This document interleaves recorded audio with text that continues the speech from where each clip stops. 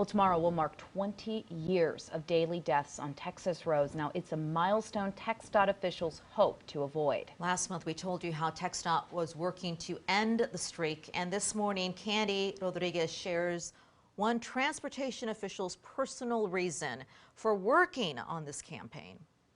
Diane Hodges. For the past 4 years, Diane Hodges has been one of the voices for TxDOT. Project is kicking off this week. But before this, she was the voice for KLBJ News Radio. Diane Hodges, News Radio, KLBJ. And by her side, News Radio 590 KLBJ, good morning, was Barbara McCarley. She was my partner in crime. Co-workers and best friends. Things can change in an instant. On February 12th, 2013, as McCarley was heading to a news story, tragedy struck. We didn't need the story as much as we needed hers.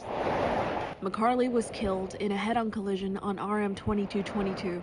Why should we lose somebody with such a light? McCarley is just one of the 70,000 people killed on Texas roads over the past 20 years. As of October, there have been around 180 deaths in Central Texas just this year alone. That's up 3 more deaths since this time last year. We were very hopeful that when we were in the midst of the pandemic, that we would actually be able to have a day where we didn't have somebody die on Texas roads. Unfortunately, that didn't happen. In Austin, Hodges says the #1 contributing factor is speed, an issue transportation officials reported earlier this year when people went on lockdown, started working from home, and traffic dropped off. If you don't have bumper-to-bumper traffic slowing you down, people are taking advantage of that. Hodges is urging drivers to pay attention and slow down. We've got to turn this around. We need to find a way to stop this, because you don't get a chance to say goodbye when somebody dies very suddenly.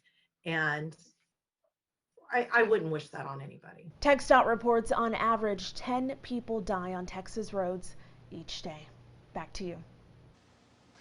Thank you, Candy. Other contributing factors to those deaths include distracted driving, driving under the influence, and people who are not wearing their seatbelts.